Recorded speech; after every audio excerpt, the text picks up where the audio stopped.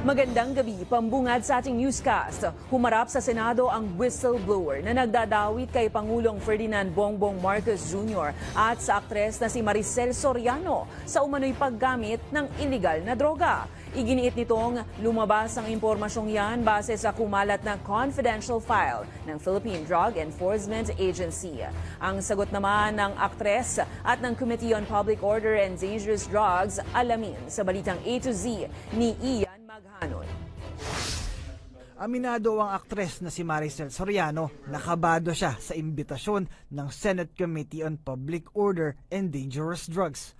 Kaugnay ito sa kumalat na umano'y confidential file ng Philippine Drug Enforcement Agency kung saan pinangalanan siya at maging si President Ferdinand Bongbong Marcos Jr.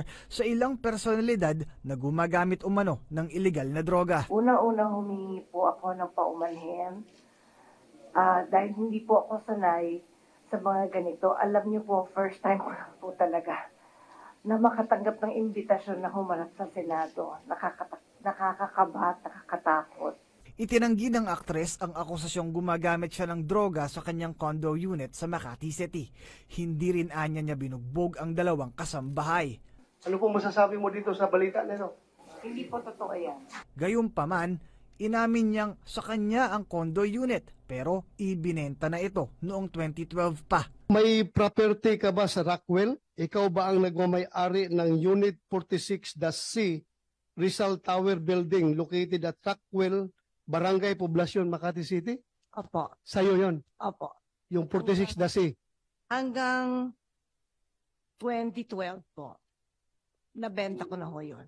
Wala na ako doon. Iginiit ng whistleblower na si Jonathan Morales na ang impormasyon ay galing sa file ng PIDEA.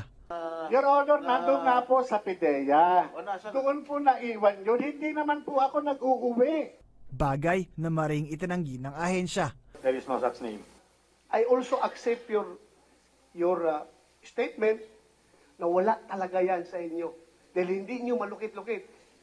Hindi nyo makita. Wala talaga. Ay, don't think nagsinungaling kayo. Pero para kay Senator Jinggoy Estrada, sinungaling ang whistleblower lalo't hindi nito maikanta ang taong nasa likod ng nagpakalat ng PIDEA confidential file. Sa tagal po, Your Honor. Alam mo, ikaw Morales, nagbabanggit ka ng pangalan ng mga personalidad, ultimo pangalan ng presidente, ultimo pangalan ng mga iba't ibang sikat na artista na wala ka na may ebidensya. Your Honor, yung mahirap kasi kung i-divulge ko yung kasarian, yung confidential informant, Your Honor, makakanib ang buhay noon.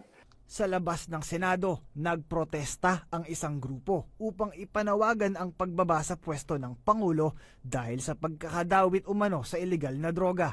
Ang ating Pangulo ay isang drug user, illegal drug user.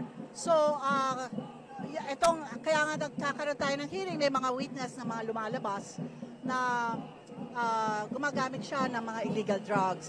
Tingin ng dalawang senador, may bahid ng politika ang mga pahayag ng whistleblower sa gitna ng hidwaang Marcos Duterte. Sa gitna nito, binigyang diin ng komite na hindi nito ipasasabpina sina former President Rodrigo Roa Duterte maging ang Pangulo, alinsunod sa bilin ni Senate President Migs Zubiri na huwag bahira ng politika ang mga committee hearing ng Senado. Para sa Balitang A to Z, Ian Maghanoy.